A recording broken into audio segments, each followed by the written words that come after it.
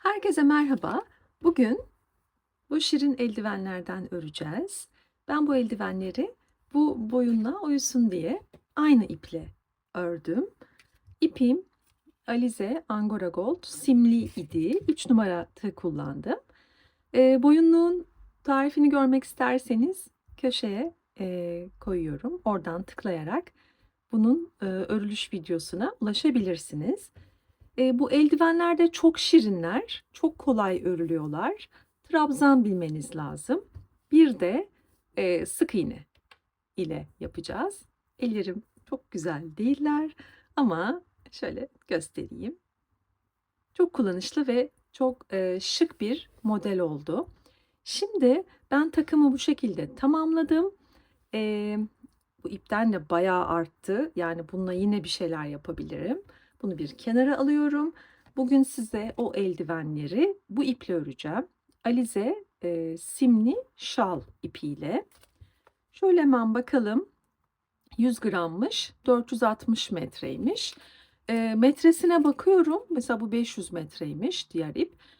Çünkü bu tarz ipler çok bereketli oluyor.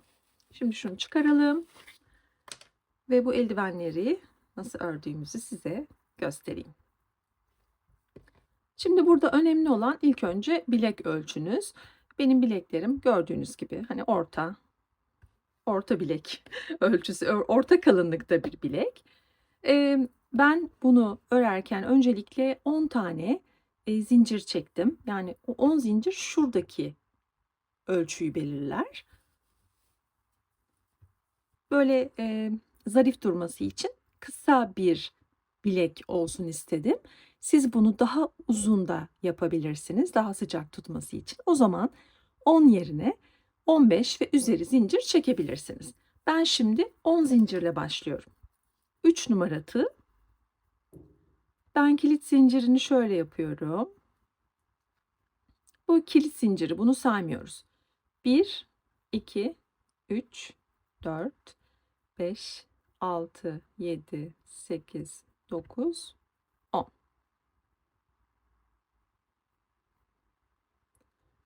Şimdi ilk boşluğa girip ipi çıkarıp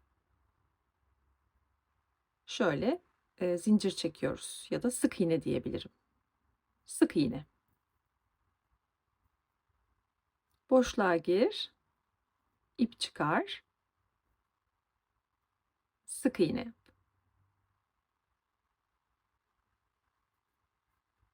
10 zincir çektik. 9 tane sık iğne yapmış olacağız.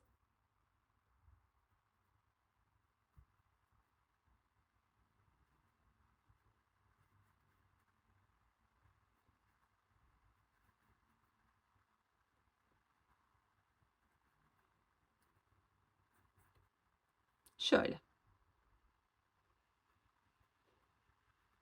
2, 4, 6, 8, 9. Evet. Üst sıraya çıkarken 2 zincir. Örgüyü çeviriyoruz. İpi doluyoruz. İlk boşluğa arka kanadına giriyoruz. Ve 3 tane ilmeği birlikte çekiyoruz. Yani tekli trabzan. İpi doluyorum. Sıradaki boşluğun arka kanadına giriyorum. İpi çıkarıyorum. 3 ilmeği birden çekiyorum. İpi dola. Arka kanada gir.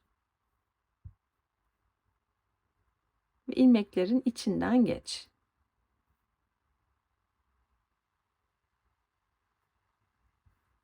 Her zaman arka kanada gireceğiz. Bu fitilli görüntüyü elde etmek için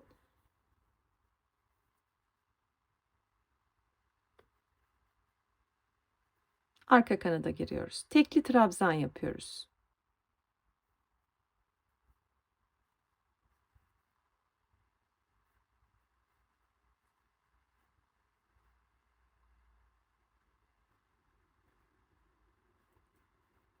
Evet. Şimdi 2 sıra örmüş olduk. Toplam 18 sıra öreceğim. Bunu öyle örmüştüm. Yine ölçerim örgü bitince. 2 tane zincir çekiyoruz. Örgüyü çeviriyoruz. Her zaman arka taraflara giriyoruz.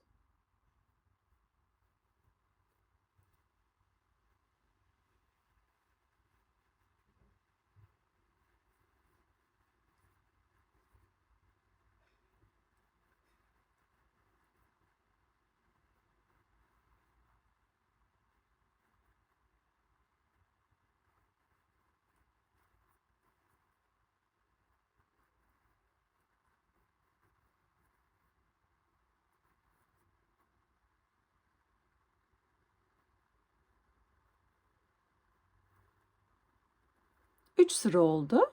2 zincir çekiyorum. Döndürüyorum. 18 sıra örüp geliyorum.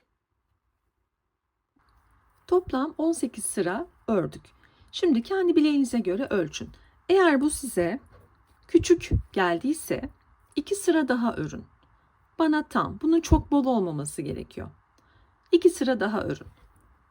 Artırmanızı 2 sıra 2 sıra şeklinde yapın. Bakın bu 1, 2. 2 sıra.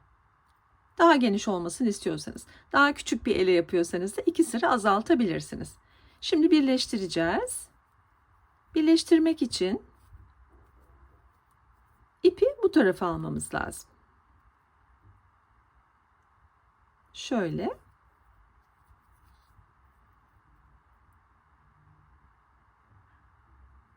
İlk sıradaki boşluğa girin. Evet, ilmeğinizi bu tarafa çekin. Üst üste gelmeli ilmekler. Şimdi sıradaki boşluk ve bu kanattaki arka tek kanat. Kaydır. Burada boşluk, bu tarafta tek kanat. Kaydır. Boşluk. Arka kanat. Kaydır.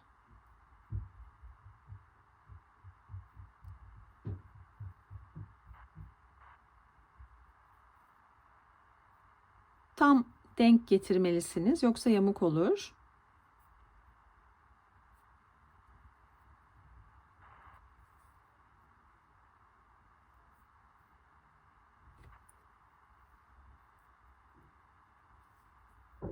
Ve sonuncudayım. Burada da sonuncudayım, bakın. Ve birleştirmeyi gerçekleştirdim. Şimdi sıra şu motifi yapmaya geldi. Burada 2 tane ikili trabzan, ortada 2 zincir, 2 tane ikili trabzan. Bu şekilde kuracağız modeli.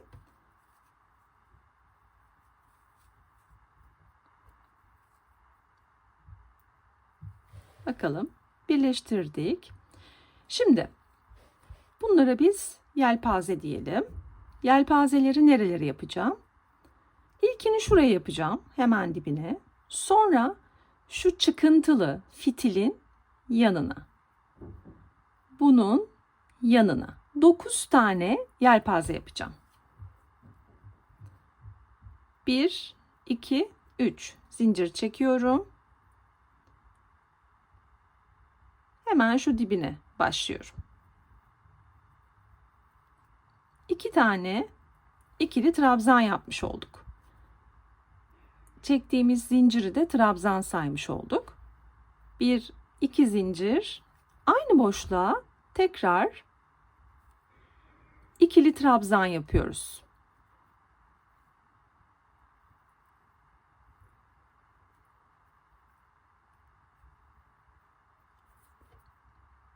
Üç tane zincir, ikili trabzan, 2 zincir, ikili trabzan, ikili trabzan.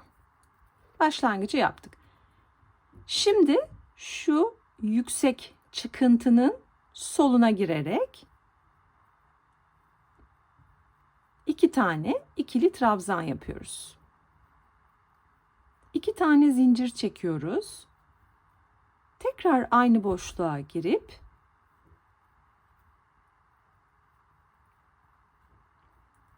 iki tane ikili trabzan yapmış oluyoruz.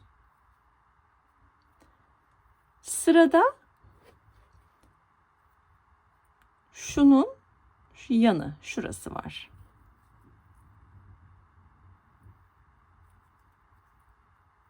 İki tane ikili trabzan, hep aynı boşluğa giriyoruz. 2 zincir, aynı boşluğa 2 tane ikili trabzan.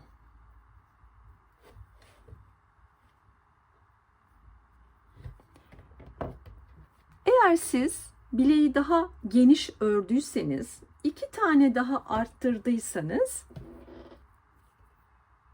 9 tane yerine 10 tane motif yapacaksınız. Bu çıkıntının sol tarafına giriyorum. İkili trabzan. 2 tane. 2 zincir, aynı boşluk.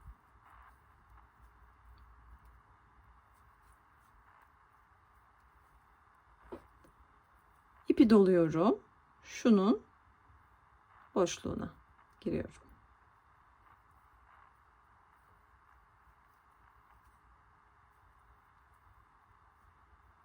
İki tane ikili trabzan, 2 zincir.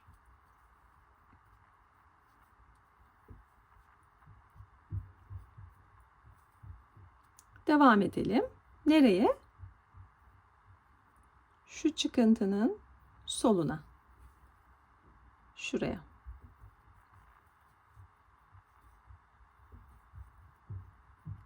İki zincir. 2 tane ikili trabzan.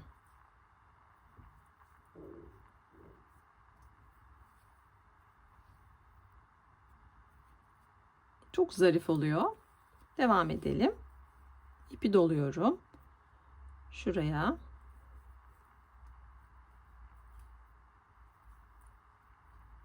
İki tane ikili trabzan. 2 zincir. Aynı boşluğa 2 tane ikili trabzan daha yapıyoruz. İpi dola. Şunun sol tarafına.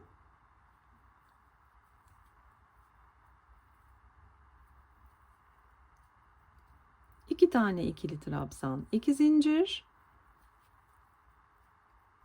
ve 2 tane ikili trabzan. Bir tane kaldı bakın. Şuraya bir tane daha yapmış olacağız ve bu sırayı tamamlayacağız. Doluyorum. Şunun sol tarafına.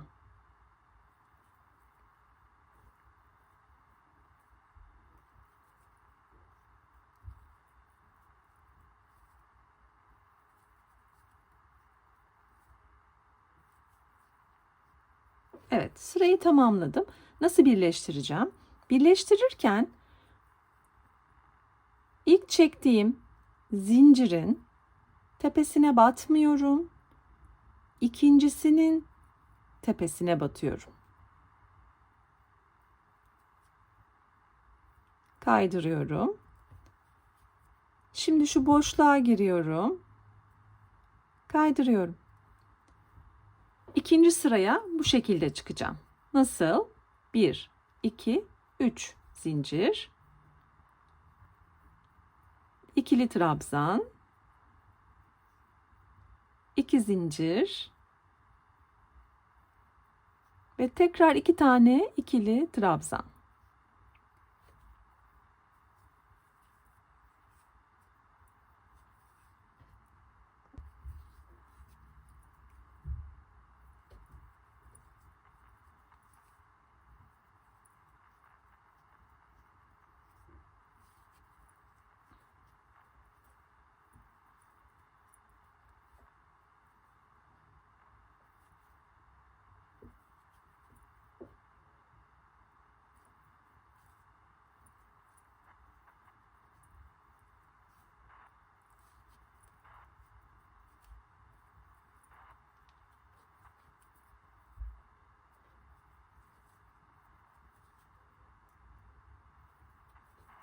Evet. Hep aynı şey yapacağız. Artık farklı bir örgü yok. Her zaman 2 trabzan, 2 zincir, 2 trabzan şeklinde ilerleyeceğiz. İkinci sırayı örüyorum. Benim el ölçüme göre 1, 2, 3, 4, 5, 6 sıra ördüğümde parmak kısmına ulaşmış olacağım. O yüzden bundan sonraki kısmı hızlandıracağım oraya kadar.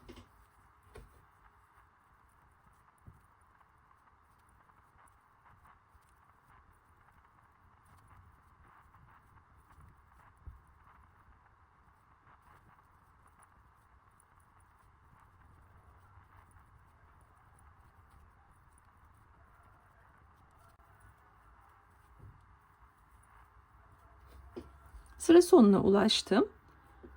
Nasıl kaydırıyorum? Birincisinin tepesine değil, ikincisinin tepesine batıyorum, kayıyorum. Sonra ortaya geliyorum. İp çıkarıp kaydırıyorum. Böylelikle 2 sıra örmüş oldum. Şimdi 3 tane zincir çekip örgüye devam edeceğiz. İlk zincirimde ikili trabzan sayılacak. Araya 2 tane zincir çekeceğim ve yeniden ikili trabzan yapacağım. İşte 2 sırası bitti. Şuraya kadar öreceğim. Toplam 6 sıra örüp geliyorum. Tekrar merhaba. 6 sıra örecektim. Elime giydiğimde bana biraz kısa geldi. Bu ip buna göre bir tık daha ince. O yüzden burayı 7 sıra ördüm. 1, 2, 3, 4, 5, 6, 7. Şimdi 7 sıra ördüm. Bunu birleştirirken artık şuraya birleştirelim. Birinci trabzanın tepesine girip kayalım. Tekrar ikinci trabzanın tepesine batıp kayalım ve yeniden ipi boşluğa getirelim. 1, 2, 3. Sırada şunu yapmak var. Burada 2 tane motifi örmeden örgüyü şurada birleştirerek bu parmak boşluğunu oluşturacağız. O yüzden şimdi 9 motifimiz vardı. 7 tanesini öreceğiz.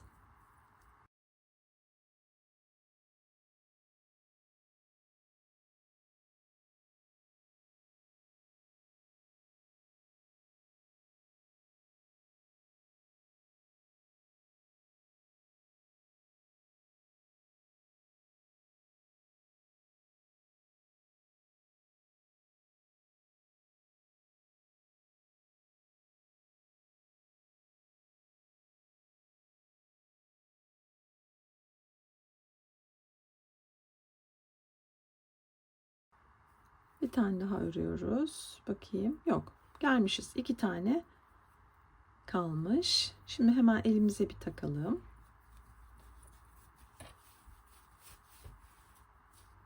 Evet, bakın. Şu ve şu motifi örmüyoruz. Bunu direkt şuraya birleştiriyoruz. Böylelikle parmak boşluğumuz oluşmuş oluyor. 2 tane motifi örmedik. Bunu alıyoruz. Direkt şu ikinci trabzanın tepesine batıp kaydırıyoruz ve boşluğa girip kaydırıyoruz. Gördüğünüz gibi bu açıklığı yapmış olduk. Şimdi 1, 2, 3 ve sırayı tekrar aynı şekilde örerek tamamlayalım.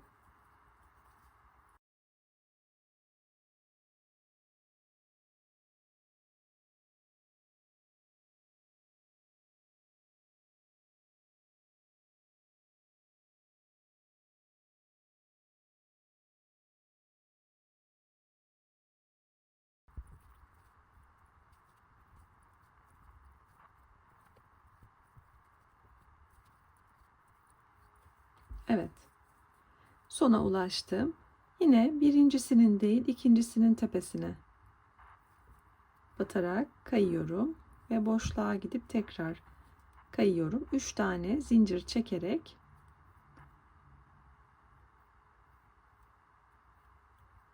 yeniden motifime devam ediyorum. Bakın. Burası size bağlı. İstediğiniz kadar uzatırsınız. Ben burada 3 sıra örmüşüm. Bunu da 3 sıraya tamamlayayım. Bakayım nasıl görünecek. Elime göre ölçeceğim. Belki sizin parmaklarınız daha uzundur.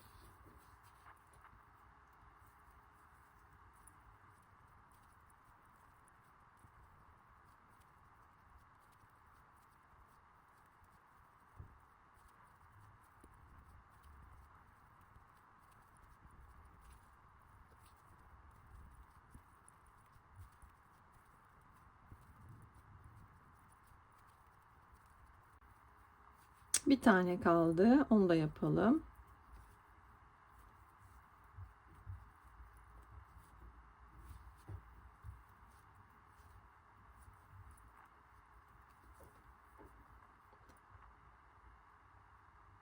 Yine ikinciye batıp kaydırıyorum. Şöyle bir bakıyorum.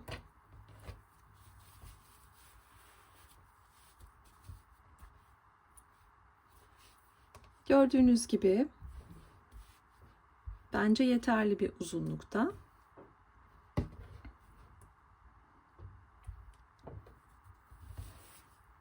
Bu durumda örgüyü bitiriyorum. Şöyle bir zincir çekerim.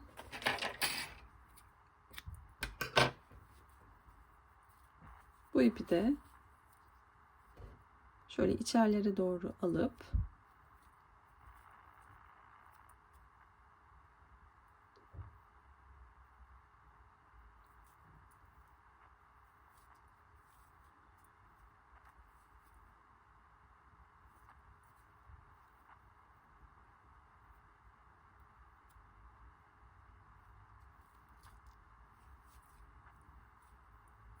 evet, sonra bunu keseriz. Hepsi bu kadar. Evet, örgümüzün sonuna geldik. İki farklı ipte eldiveni görmüş oldunuz. Tamamen kendi ölçünüze göre şuradaki zincir sayısını belirleyebilirsiniz. Biz 10 zincirle başladık. Daha uzun bir bilek istiyorsanız 15-20 zincirde çekebilirsiniz. Çektiğimiz zincire göre buraya biz 18 sıra ördük. 18 sıra ördüğümüz için her bir şu fitilin üzerine bir tane yelpaze koyduk. O zaman 2 tane arttırıp 18 yerine 20 sıra örüp burada 9 tane yelpaze var. Siz 10 tane yelpaze ile eldivenin modelini büyütebilir, bedenini arttırabilirsiniz. Çok kolaydı. Yani bunu çekmesem, kamerayı durdur çek yapmasam gerçekten 10-15 dakikada bir tanesini örerdim. Siz de ördüğünüzde fark edeceksiniz. Bence hem çok zarif, kışa uygun hem de hediye için de çok mükemmel bir seçenek oldu. Yani bakın hediyenin maliyetine bakın. Bir tane ip hala var. Bir boyunluk örmüşüz. Eldiveniyle takım yapmışız. Neredeyse bedavaya gelen bir hediye fikri olarak beğeninize sunuyorum. Buraya kadar izlediğiniz için çok teşekkür ederim. Bundan sonraki projelerde yine yeniden görüşmek dileğiyle.